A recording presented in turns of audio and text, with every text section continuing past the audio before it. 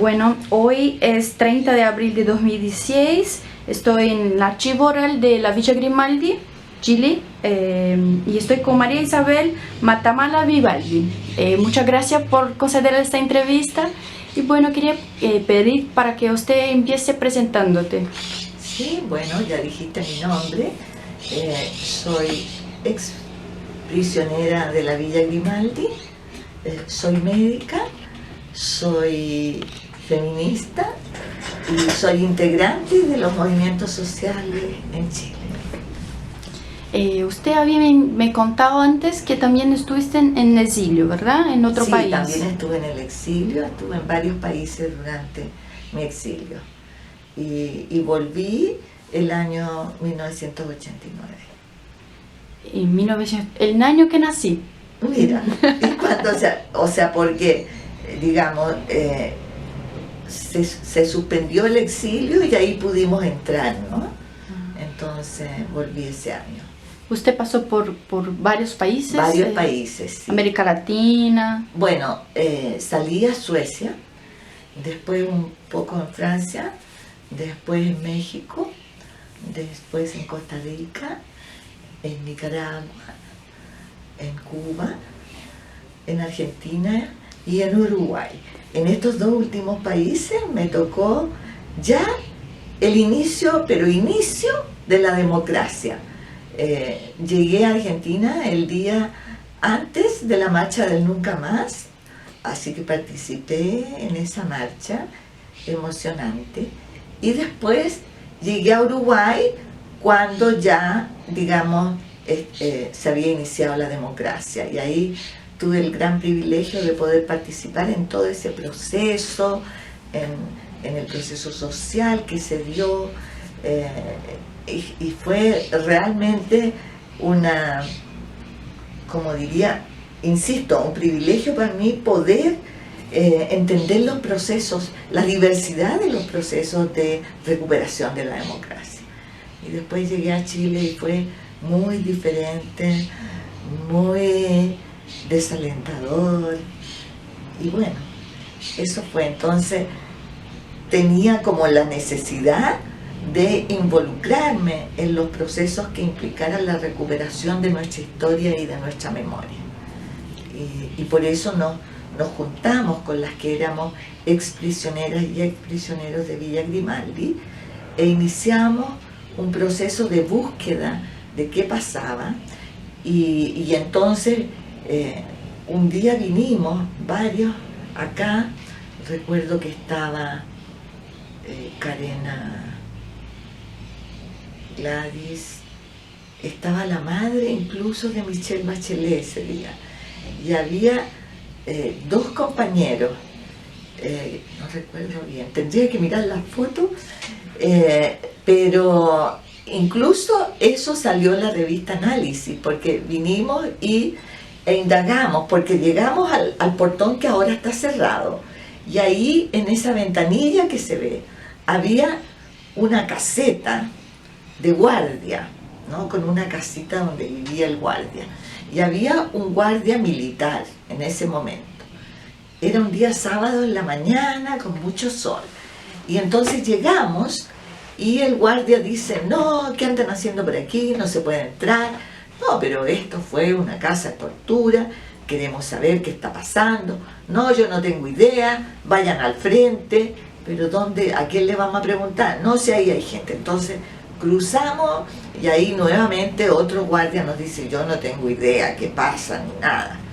Y bueno, entonces estábamos ahí en esto, entre el frente, y tratando de que este hombre nos respondiera algo, y habían pasado unos 10 o 15 minutos, y de pronto llega un vehículo de carabineros y se coloca al lado de nosotros, y se baja un teniente, una cosa así, con dos carabineros, y nos dicen: ¿qué están haciendo aquí? Nos llamaron porque ¿qué van a hacer en la villa? ¿Van a hacer algo? ¿Se quieren tomar la villa? Entonces nosotros dijimos: nada, nosotros somos ex prisioneras y prisioneros de acá, y queremos saber, porque esto no puede ser que es un lugar donde ocurrieron estos hechos, hoy no se pueda acceder ni nada. Entonces él dijo, es que a mí me dijeron que parece que iban a hacer una manifestación o algo, porque en realidad yo no sé mucho, dijo, porque yo, igual que tú, nací en ese periodo, entonces como que no conozco mucho la historia. Bueno, entonces ahí aprovechamos de contarle un poquito la historia, que aquí nos habían torturado y todo eso. Entonces dijo, bueno, si ustedes están solo con eso, no tengo nada que hacer, así que bueno, hasta luego, y se fueron. ¿Eso más o menos en qué año? Así que volviste. Yo creo que fue el 90. Yo creo que fue, pero te lo puedo precisar antes que te vayas, porque tengo la revista y qué sé yo. Y entonces, como esto se vio por el vecindario, llegó alguien, no me acuerdo en ese momento si fue un niño o una niña, y que dice, señora, de ahí de los negocios quieren hablar con ustedes. El negocio que tiene al lado de la son villa. así como hay una callecita ahí, con negocios en que hay que subir una escalerita, y ahí están, esos de ladrillo que están ahí en esa placita. Entonces ya, yo fui para allá. Entonces ya yo voy a ir a ver, les digo, espérenme aquí y vemos. Y entonces de uno de los negocios, un señor me dice, señora, la villa ya la están vendiendo o está vendida a una inmobiliaria. Y eso lo está vendiendo el ejército. ¿Cómo se llamaba en ese momento? El Salas Wenzel, que era el encargado de la CNI, ¿no? Entonces él está vendiendo la villa. Entonces, bueno, volví y ahí estaba Gladys, que es periodista.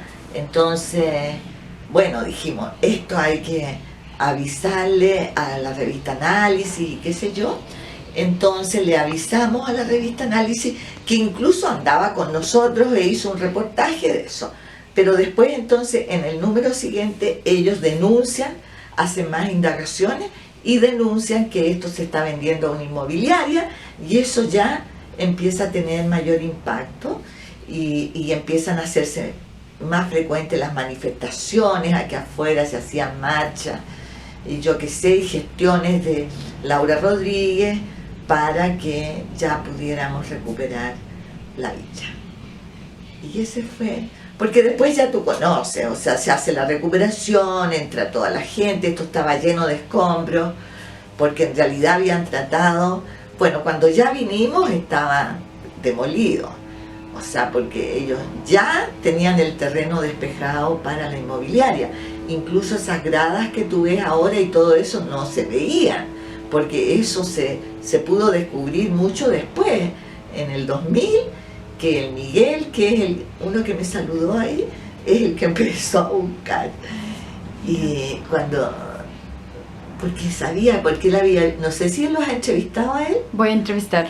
Ya, porque él desde niño había visto todo como era. Venía con su padre aquí, a este parque. Entonces sabía que tenía que haber algo allá abajo, y bueno, lo descubrió. Pero eso te lo va a contar él. María, y usted me contó que vino con otros expresos, el tema de la revista Análisis, que le llamó el vecino para contar, ¿no?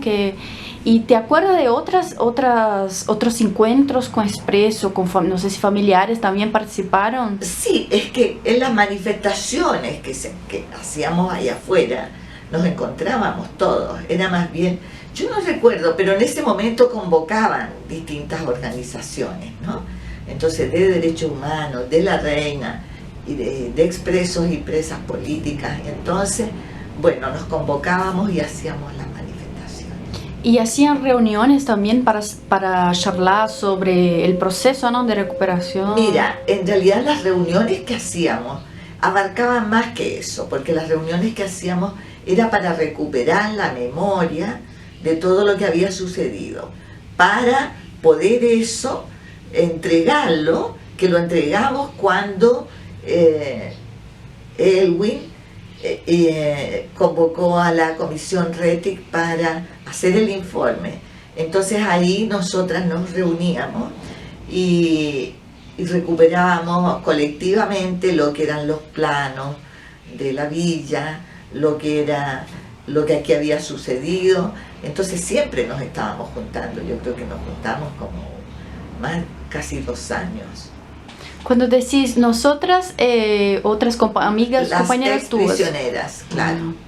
¿Y vosotras hacían parte de algún grupo, crearon un grupo o eran compañeras que se juntaban? No del tiempo, mujeres sobrevivientes de la Villa Grimaldi. Y hay unas fotos así que tenemos aquí en la villa con un lienzo grande en que éramos las mujeres sobrevivientes y marchábamos en las manifestaciones, qué sé yo. ¿Cómo te involucraste?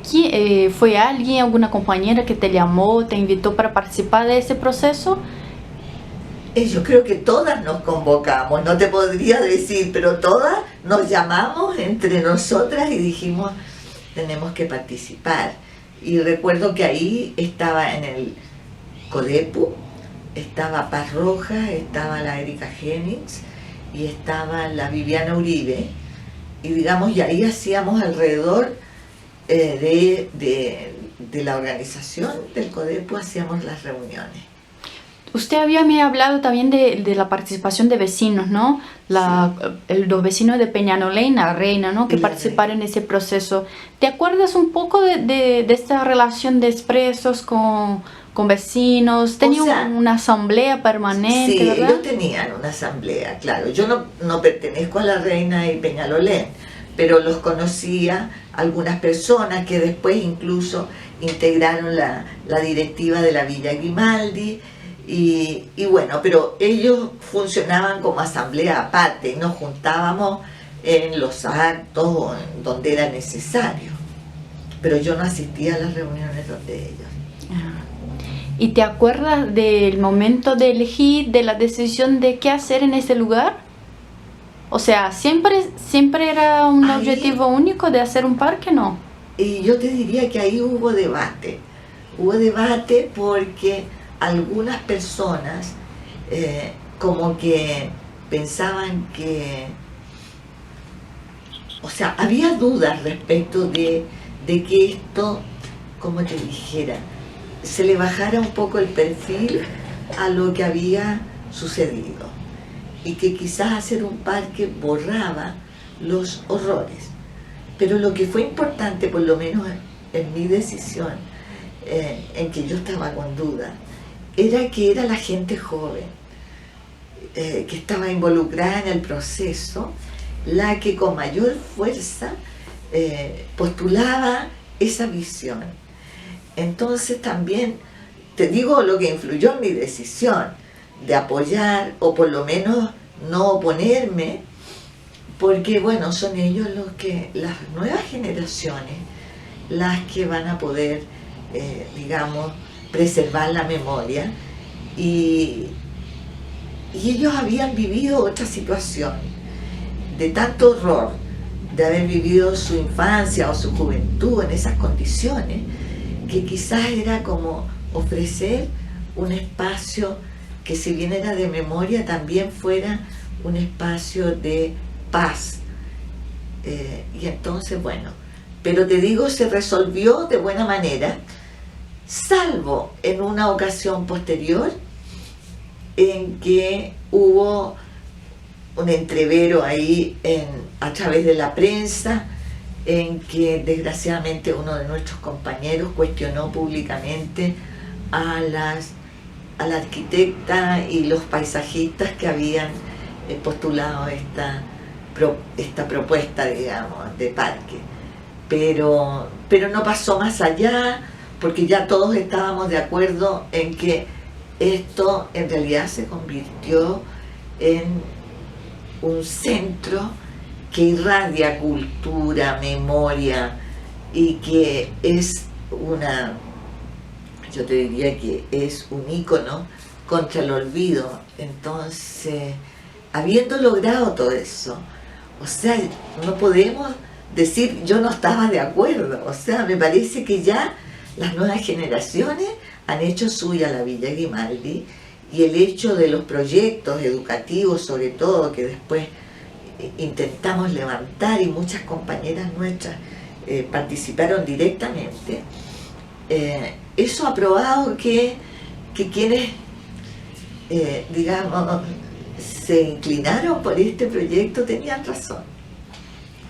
Dijiste jóvenes, nuevas Sí. generaciones. ¿Te acuerdas si algunos de ellos eran hijos o familiares de víctimas o eran más gente joven que estaba involucrada en el proyecto? Yo creo que, o sea, me parece, no recuerdo bien si todos, pero los que postularon, como fue por un concurso incluso, era gente que no necesariamente, pero no te podría asegurar con toda certeza que no había alguien. Yo vi unas fotos del día que cerraron los candados, ¿no? Candado, claro. Con el padre Adunati. Adunati, ¿Qué sí. te acuerdas de este día? Ay, que fue un día así tan emocionante, con tanta gente, con... que yo creo que yo lo recuerdo como un acto de sanación social tan importante y de emoción, porque la gente lloraba, pero reía, ¿entiendes? O sea, era como de felicidad de cerrar esto, pero al mismo tiempo de recuerdo de todo lo que había significado. Entonces, no, fue uno de los actos más importantes que hemos tenido en términos de la memoria, creo yo. Mucha gente de muchas generaciones, ¿no? En este día. Mucha gente. Claro, porque ha sido de los pocos lugares que se han podido recuperar de esa manera, en forma tan social, con la lucha de las comunidades, que yo te digo, creo que eso fue quizás como te dijera, para los que no habían vivido aquello, fue como, yo creo que un hecho imborrable en su memoria, ¿no? ¿Qué te parece después de tantos años este lugar hoy? O sea, la importancia de preservar esos lugares, como la villa, que fue la primera de América Claro. Latina, ¿no? Sí, yo creo que es muy importante. Para mí, siempre que vengo, me produce esto de una emoción que tiene que ver con el recuerdo, pero por otra parte con la alegría de que este lugar sea un lugar de reflexión, de recuerdo de quienes por aquí pasaron. Y entonces es como te digo, una emoción muy compleja que me invita a mí a la reflexión y a la paz. Bueno, ¿quiere decir alguna cosa más que no te pregunté? No, yo creo que te quiero felicitar por tu iniciativa, porque tal como yo te decía, creo que son las personas de las nuevas generaciones las que tienen que proyectarse hacia el futuro, se perpetúe por todas las generaciones que vienen. Así que muchas gracias a ti. Muchas gracias a usted.